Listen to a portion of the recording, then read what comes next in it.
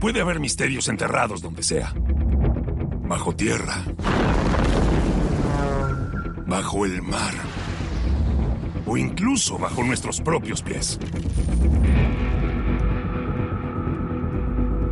Y cuando tropezamos con ellos, a veces, lo que encontramos puede cambiar la historia. Esta noche, secretos militares. Desde un mensaje altamente clasificado escondido en una chimenea. El mensaje revelaba las posiciones alemanas en Normandía antes del día D. Hasta una de las armas nazis más potentes acechando en lo profundo. Se trata de un increíble invento alemán de la Segunda Guerra Mundial que permitía enviar mensajes cifrados. Un centro de operaciones de la Guerra Fría sepultado en el hielo. Estados Unidos suponía que sus secretos estarían enterrados bajo hielo, pero los investigadores lo estropearon todo. Únanse ahora, porque nada permanece oculto para siempre.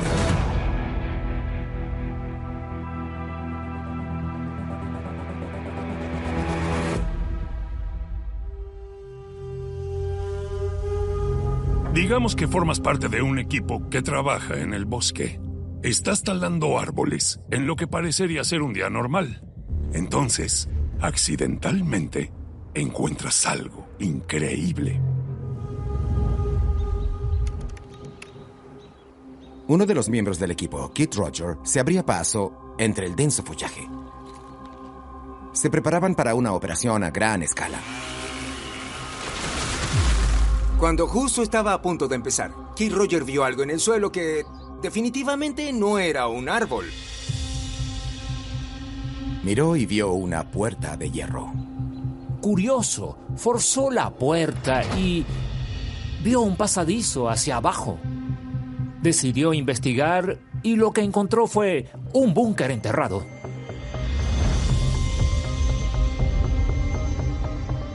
La cámara medía unos 7 metros de largo y 3 de ancho. Había algunas estructuras de madera rotas, pero nada más. Y al otro extremo, había algo como una escotilla de escape. Pensó que había encontrado algo especial. Así que se rumoreaba que estaba escondido en esa zona. Uno de los famosos búnkeres de Churchill. Los búnkeres de Churchill se construyeron como parte de una operación secreta durante los días más oscuros de la Segunda Guerra Mundial. A partir de septiembre de 1940, Inglaterra fue sometida a una prolongada campaña de bombardeos estratégicos. Básicamente, durante 8 meses, los ataques fueron intensos en Inglaterra, especialmente sobre lugares como Coventry y Londres. Este ataque se conocía como el Blitz. Temiendo una posible invasión alemana, el primer ministro británico Winston Churchill creó una organización secreta llamada Auxiliary Units. Extraoficialmente conocido como el Ejército Secreto de Churchill. No era una unidad de élite. Estos hombres eran granjeros y mineros, pero aportaban una ventaja esencial a ese escenario, la cual era su íntima familiaridad con el terreno ya patente. El objetivo principal era actuar como fuerza de resistencia en caso de invasión alemana. Era un ejército diseñado para luchar hasta la muerte como último recurso. Básicamente una misión suicida.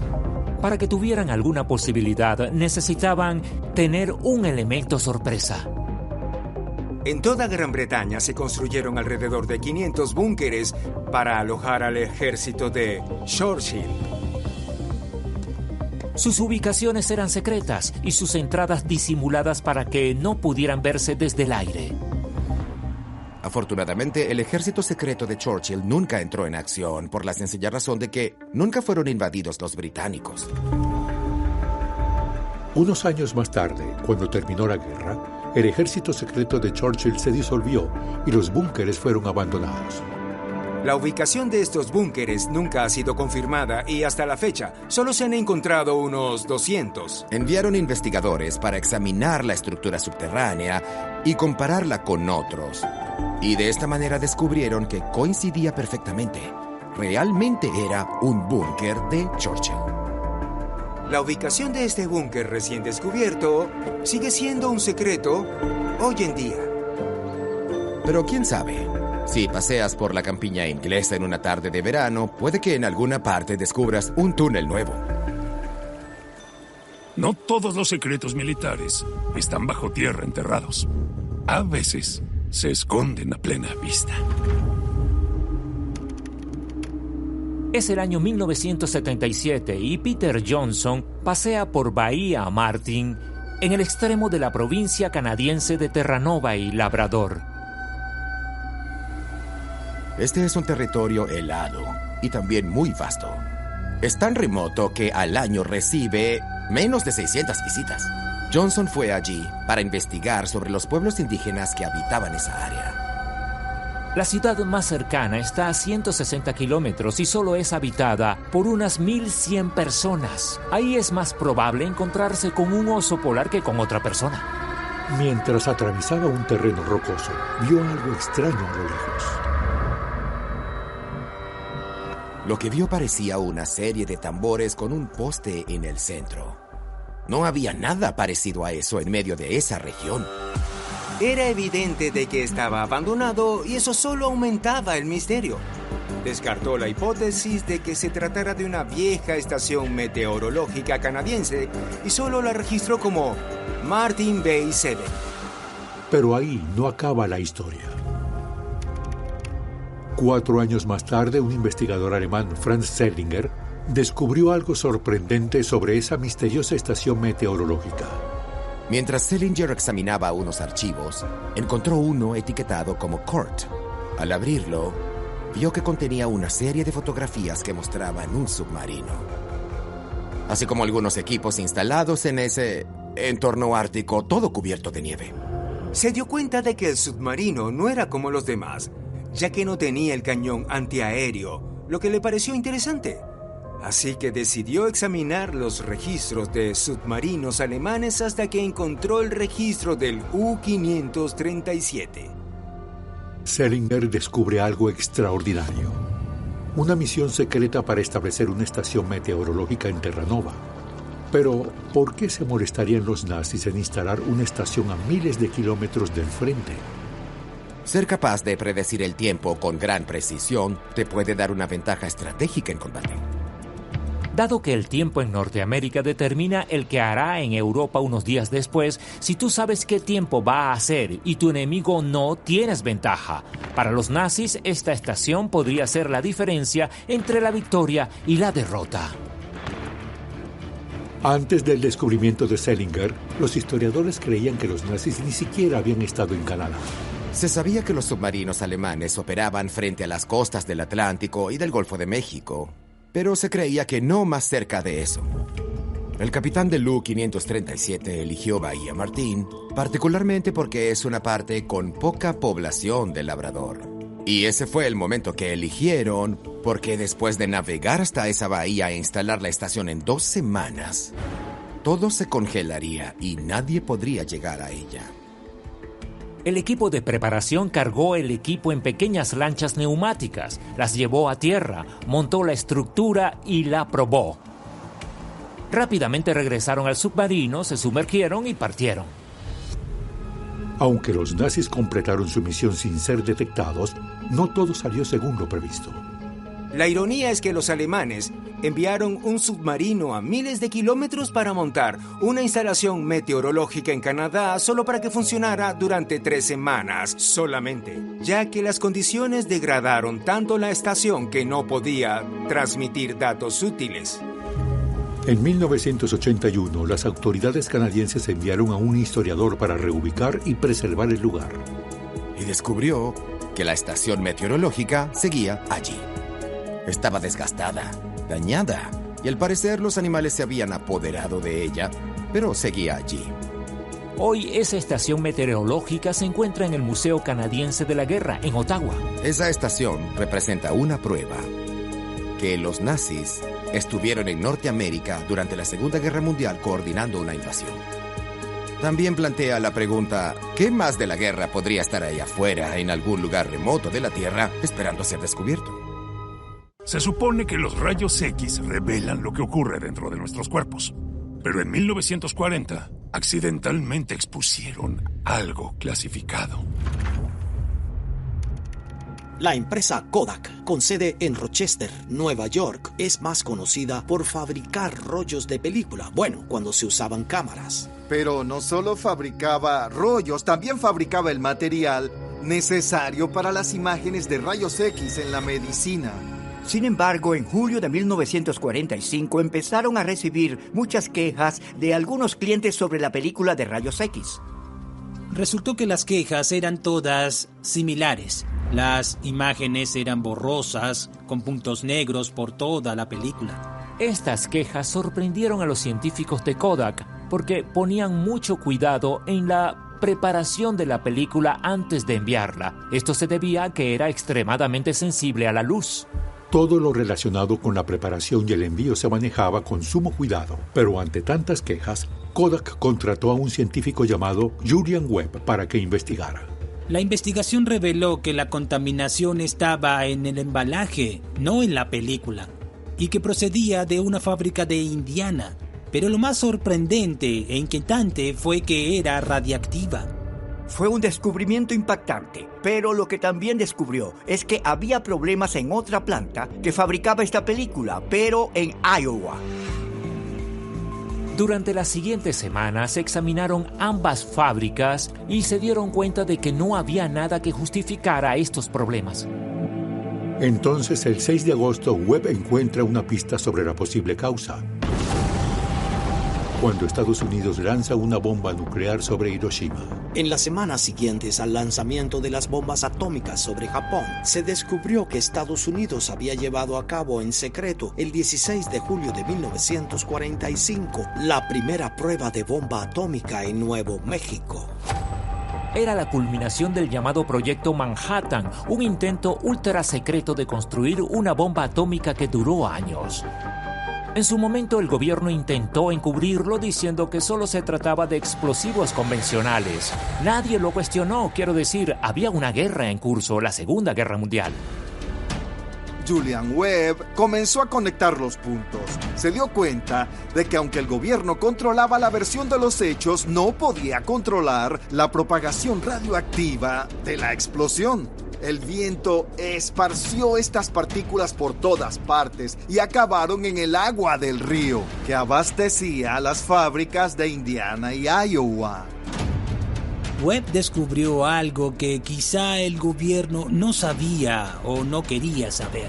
Estas partículas radioactivas podían propagarse muy lejos. Como resultado, Kodak instaló contadores Geiger en sus instalaciones para controlar niveles de radiación en la producción de sus películas. En 1951, los contadores se descontrolaron a causa de una prueba en el desierto de Nevada, alegando la pérdida de productos. Kodak amenazó con demandar al gobierno. El gobierno no quería que esta información se hiciera pública, así que llegó a un acuerdo secreto con Kodak. Acordaron advertir a la compañía sobre cualquier prueba futura para que pudieran proteger su producto y el público no se enterara. Si Rochester, Nueva York, parece un lugar sorprendente para descubrir secretos nucleares, ¿qué pasa con Groenlandia? En 1995, un grupo de investigadores daneses se encontraba en los archivos nacionales de Washington. Buscaban registros de vuelos realizados sobre Groenlandia durante la Guerra Fría. Revisando encuentran uno curiosamente titulado Europa, de enero a mayo de 1962, y la abren. Esta carpeta no tenía nada que ver con horarios de vuelos o carga aérea. De hecho, no trataba del aire, sino de debajo del hielo. Descubren unos archivos que describían algo llamado Proyecto Iceworm, que era asombroso. Una operación audaz y secreta que parece sacada de una novela de espías en la Guerra Fría. En 1959, el norte de Groenlandia bullía con un proyecto de construcción como nunca se había intentado. A solo 1.200 kilómetros del Polo Norte, los ingenieros del ejército de Estados Unidos estaban construyendo lo que se conoció como la ciudad bajo el hielo. Se llamaba Camp Century y se utilizaba para realizar investigaciones científicas. Camp Century tenía casi todo lo que se puede encontrar en una pequeña ciudad. El túnel principal medía 300 metros y se llamaba Main Street. Tenía una capilla, un hospital e incluso un cine. Todo funcionaba con el primer generador atómico móvil del mundo, el PM-2A, A de Ártico. El campamento cautivó la imaginación del país y atrajo la atención de los principales periódicos, revistas y, por supuesto, de la televisión, incluido el hombre de mayor confianza del país, Walter Cronkite. Él envía un equipo de filmación que pone de relieve todos los experimentos científicos realizados en la ciudad bajo el hielo. Lo que no sabía era que Camp Century era la tapadera de un proyecto de Guerra Fría aún mayor: crear una base nuclear secreta cerca de Rusia. Y parte de ese plan era construir 4.000 kilómetros de túneles para instalar nuevos misiles balísticos intercontinentales en Groenlandia. Y los militares planeaban construir un ferrocarril que conectara estos miles de kilómetros de túneles para poder transportar 600 misiles entre 2.100 puntos de lanzamiento bajo el hielo. Sobre el papel parecía perfecto. Al mantener los misiles bajo el hielo y en movimiento, el enemigo siempre dudará. La idea era mover los misiles estratégicamente para ir un paso por delante. Era como un escondite nuclear. Cada uno de los misiles que planeaban desplegar en el Ártico incluiría una cabeza nuclear 150 veces más potente que las bombas de Hiroshima y Nagasaki. La ubicación les permitiría alcanzar hasta 1.280 kilómetros en el interior de la Unión Soviética, golpeando la mayor parte de su capacidad industrial y los objetivos militares. El proyecto era tan secreto que ni siquiera Dinamarca, que supervisa Groenlandia, lo sabía. Solo había un problema sorprendente.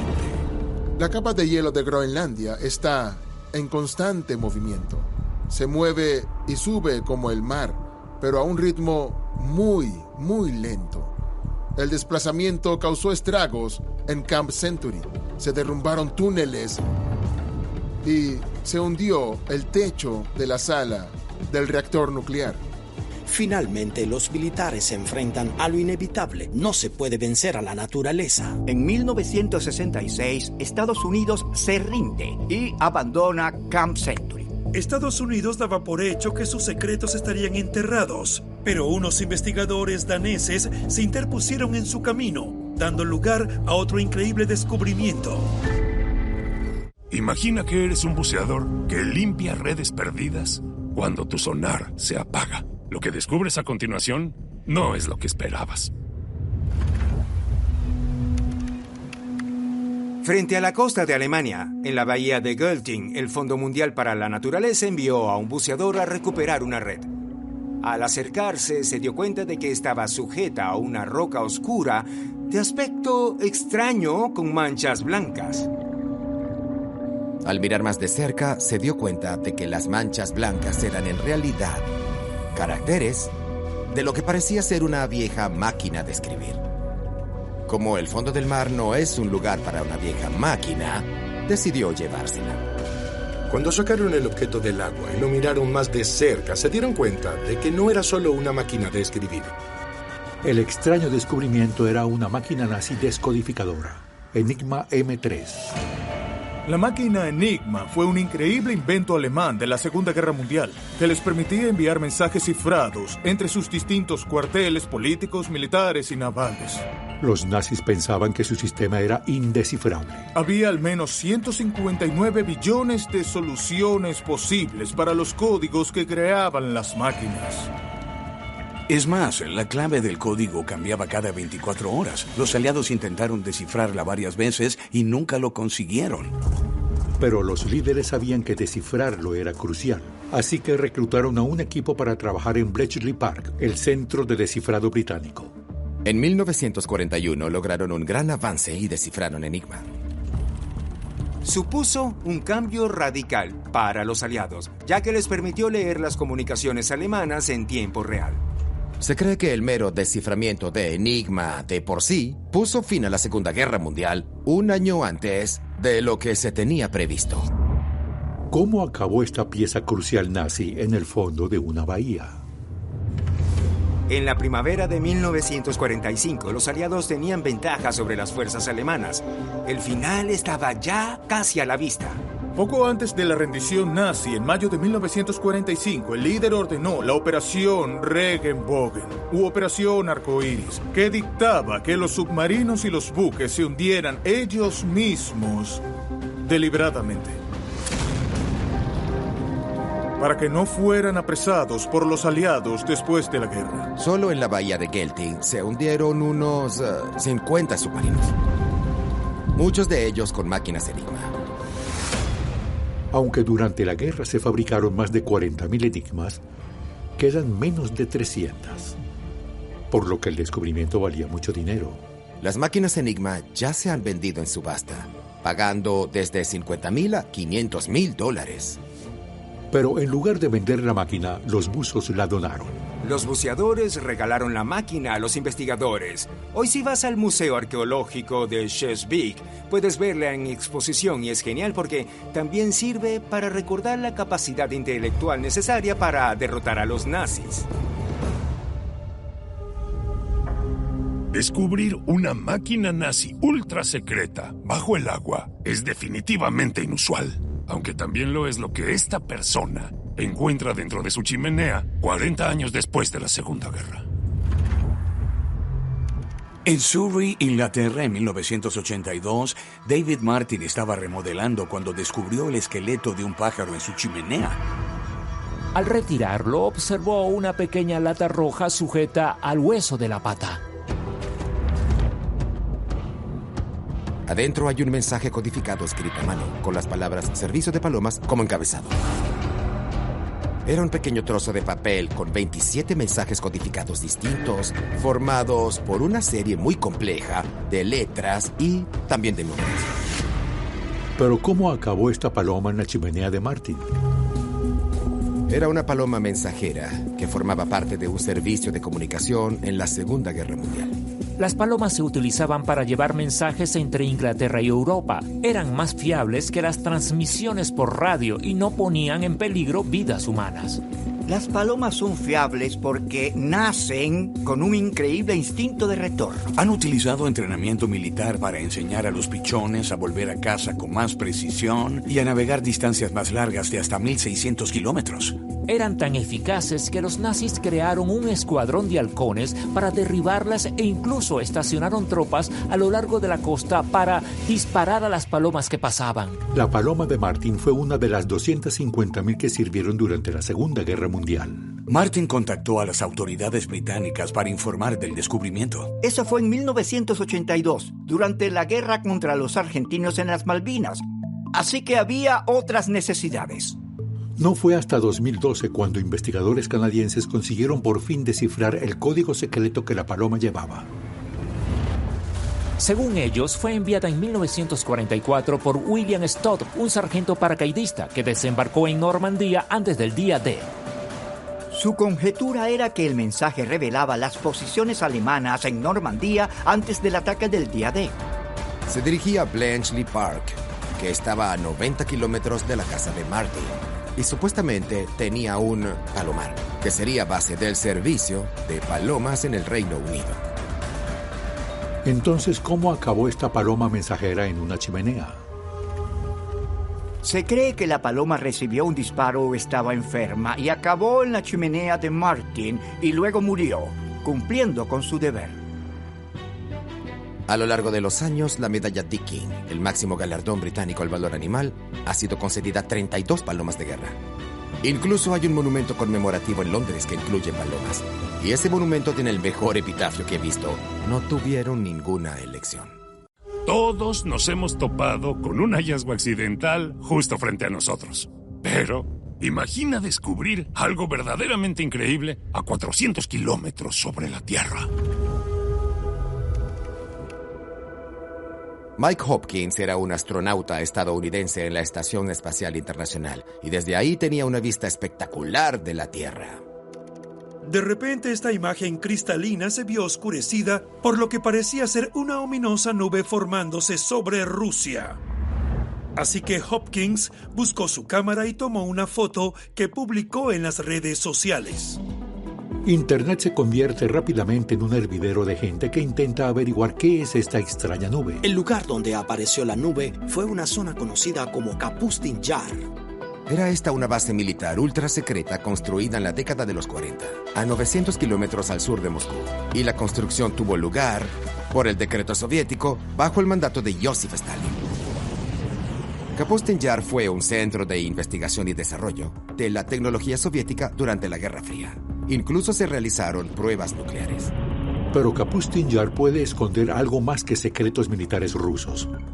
Algunos dicen que es el lugar de una misteriosa actividad ovni en 1948. Según los informes, los pilotos del MiG avistaron un objeto volador no identificado y comenzaron un intercambio de disparos. El resultado fue que ambos se estrellaron y los restos fueron llevados a Kapustin Yar. Curiosamente, el lugar ha sido llamado el Área 51 de Rusia y hay una buena razón para ello. La pregunta era, ¿podría la foto de Mike Hopkins ser la prueba de otro ovni sobre Kapustin Yar? Resulta que Mike Hopkins no fue el único que tomó una foto de esta extraña nube. Otro astronauta, el italiano Luca Parmitano, hizo lo mismo y la publicó un día después desde ese ángulo y parecía una estela de vapor de un misil. Cuando las fotos se hacen virales, un sitio web con sede en Ginebra se entera. Los suizos rastrean la actividad nuclear rusa, así que vigilan Kapustin Yar. Descubren que ese día habían realizado un lanzamiento de prueba confidencial de un misil Topol SS-25. A medida que crecía la curiosidad mundial, los rusos emitieron finalmente un comunicado diciendo que el cohete era para probar nuevas cargas útiles de combate para misiles. Hopkins no captó actividad extraterrestre, pero sí documentó un lanzamiento ultra secreto desde una de las instalaciones más secretas de toda la Federación Rusa. Los rusos no son los únicos que tienen secretos nucleares. Consideren lo que revela un terremoto en China. En mayo del 2008, un terremoto de magnitud 7,9 sacudió la zona china de Sichuan. El sismo mató a 90,000 personas y captó la atención del mundo. Los equipos de rescate no fueron los únicos que llegaron. Los expertos en radiación hicieron lo mismo. Cuando las fotografías mostraron túneles de hormigón en la ladera de la montaña, surgieron algunas preguntas. ¿Qué estaban investigando los expertos chinos cerca de los extraños túneles artificiales? Un profesor de Georgetown llamado Philip Carver quiere averiguarlo. No era solo un profesor, fue funcionario del Pentágono y trabajó como consultor de seguridad para agencias gubernamentales y empresas privadas. Estaba decidido a llegar al fondo de lo que ocurría en China, así que recurrió a sus alumnos de Georgetown. Durante los 3 años siguientes, Carver y su equipo profundizaron en la investigación de los túneles y el programa nuclear chino. Carver sabía que, históricamente, primero con Mao en los años 60 y luego con Deng Xiaoping en los 80, los chinos intentaron aprovechar su pequeña fuerza de misiles nucleares, ocultándola bajo tierra y en túneles. ¿Podrían ser estas fotos la prueba de que los chinos estaban ampliando sus capacidades nucleares? Carver y sus estudiantes estaban ansiosos por averiguarlo, pero investigar túneles a 12,000 kilómetros era todo un reto. Carver y sus estudiantes no podían ir a China a buscar los túneles, así que necesitaron tácticas y fuentes creativas para encontrar la información. Carver convirtió su casa en una versión improvisada del Pentágono. Compró ordenadores y monitores de pantalla plana y convirtió su casa en un centro de investigación. Su sótano servía de dormitorio para los estudiantes que trabajaban día y noche. Carver recurrió a materiales de código abierto, analizando imágenes de satélite comerciales de China e informes de televisión para tratar de capturar cualquier detalle relevante.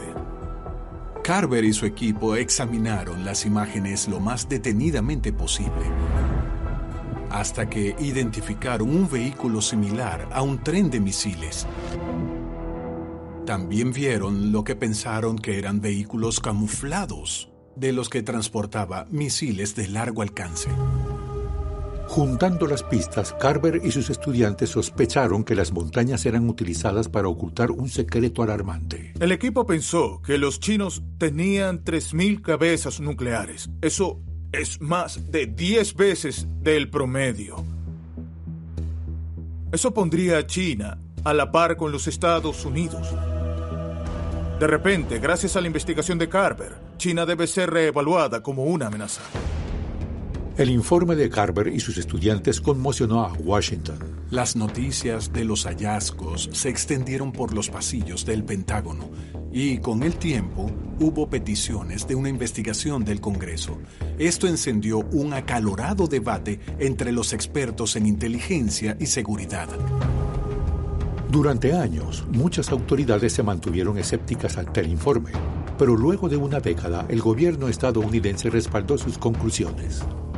En 2023, el Pentágono informó de que China tenía miles de estas instalaciones y construía más cada año. Son un elemento clave de la defensa china y les permite ocultar equipos militares que no quieren que sean vistos por miradas indiscretas. Y todo esto fue revelado con la ayuda de un desastre natural. A veces un gran descubrimiento está a solo una llamada de distancia. Una llamada durante la Guerra Fría fue lo que reveló un secreto increíble.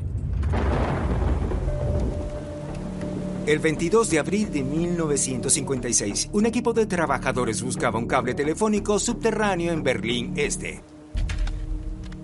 Hacía días que estaba lloviendo y el suelo ya estaba saturado y las líneas telefónicas se derrumbaron.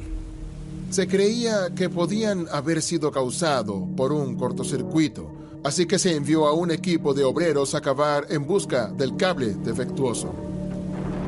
Eran las 2 de la mañana y esos sujetos estaban allí con sus palas cavando y cavando y esperaban encontrar los cables y solucionar el problema, pero encontraron otra cosa. Encontraron algo que no debería haber estado allí. Los obreros no pudieron evitar la curiosidad, así que abrieron un pequeño agujero y miraron adentro. Para su sorpresa, encontraron una sala subterránea llena de equipos de alta tecnología. Los obreros avisaron a sus superiores y al investigar descubrieron que había un túnel que unía el Berlín Este comunista con el Berlín Oeste, controlado por estadounidenses, británicos y franceses. Lo que descubrieron era un proyecto conjunto de la CIA y la inteligencia británica llamado Operación Oro. La Operación Oro comenzó unos 2 años antes, cuando las fuerzas estadounidenses y británicas querían una forma de espiar las conversaciones en Berlín Este. Ellos construyeron un gran almacén en su lado de Berlín. O en otras palabras, era solo un disfraz. El almacén se construyó para ocultar la entrada de un túnel secreto que daba acceso a los cables de Alemania Oriental y la Unión Soviética. Tenía 400 metros de largo y estaba lleno de tecnología avanzada. Lo que consiguieron fue entrar en territorio comunista, justo por debajo de los cables telegráficos y telefónicos, permitiendo a los aliados acceder a las comunicaciones de Alemania Oriental. Para cuando se descubrió el plan secreto, la CIA había acumulado 40.000 horas de conversaciones grabadas y había elaborado 1.750 informes de inteligencia basados en esas citas. Fue una avalancha de secretos soviéticos que abarcaba desde los movimientos de los grupos hasta los nombres e identidades de los actores clave de los programas atómicos y de inteligencia y la ubicación de las bases militares en toda Europa. Todo esto se interrumpió cuando encontraron el túnel y los soviéticos no perdieron tiempo en convertir el descubrimiento en una avalancha de propaganda. Al descubrirlo, la Unión Soviética pudo verse como víctima del espionaje estadounidense. Llamaron a la prensa y mostraron el túnel y todo el equipo que los estadounidenses colocaron para espiar las comunicaciones soviéticas. La historia saltó a los titulares de todo el mundo. 5 años después, la historia dio un giro inesperado. En 1961, los británicos detuvieron a uno de sus propios agentes, George Blake. Resulta que era un agente doble, el cual llevaba años suministrando información a los soviéticos. Bajo custodia, Blake confesó haber compartido secretos sobre la Operación Oro con los soviéticos años antes de que se construyera el túnel. Si los soviéticos sabían acerca del túnel, ¿por qué no dijeron nada al respecto? Los soviéticos se dieron cuenta de que si exponían el túnel, perderían a Blake, su agente doble, porque la filtración sería rastreada hacia él. Proporcionaba a los comunistas y a la Unión Soviética información confidencial de alto secreto. Así que, si tenían cuidado con lo que decían, no revelarían sus secretos. Pero en 1956 los soviéticos decidieron utilizarlo en su beneficio. Khrushchev, el primer ministro de la Unión Soviética en ese momento, tenía planes de visitar Occidente y planeaba utilizar esa información para causar un gran impacto en la prensa. Así que los soviéticos inventaron una historia sobre el cable defectuoso para justificar el envío de un equipo a la ubicación del túnel secreto. Esta historia no solo preservaría la identidad de Blake, sino que también daría a Khrushchev exactamente lo que quería, algo por lo cual culpar a Occidente. En otras palabras, este descubrimiento accidental no fue tan accidental después de todo. Nunca hubo ningún problema con los cables. Los soviéticos enviaron a estos trabajadores sabiendo muy bien lo que iban a encontrar. El descubrimiento no era más que una tapadera en este ajedrez de la Guerra Fría entre Oriente y Occidente. Antes de los teléfonos inteligentes teníamos que escribir a mano las indicaciones para llegar a donde queríamos ir. Eso condujo a un hombre a un lugar sorprendente. El periodista Garrett Graff estaba empezando su jornada, hasta que ocurrió algo extraño. Uno de sus compañeros colocó una placa de la Agencia de Inteligencia estadounidense. El compañero encontró la placa en un garaje y pensó que Graff, que conocía a gente de este ámbito, podría devolvérsela a su dueño. Graff examinó la placa y en la parte de abajo vio instrucciones para una evacuación a largo plazo, seguida de una dirección. Al instante se sintió intrigado, no tanto por a quién pertenece, sino por a qué destino lleva. Graff condujo 200 kilómetros hasta Virginia Occidental, pero la ruta no lo llevó a una base militar ni a un edificio gubernamental, sino a la ladera de una montaña. Había una alambrada y tras ella unas puertas de hormigón. Parecía sacado de una película. Graff se dio cuenta de que la dirección en el reverso de la placa lo llevaba a un búnker ultra secreto. Graff sabía que en los años 50 y 60 se construyeron búnkeres para proteger a funcionarios importantes durante la Guerra Fría. Pero curiosamente, ese búnker parecía ser más reciente. Deseoso de saber más, Graff indagó en documentos recientemente desclasificados.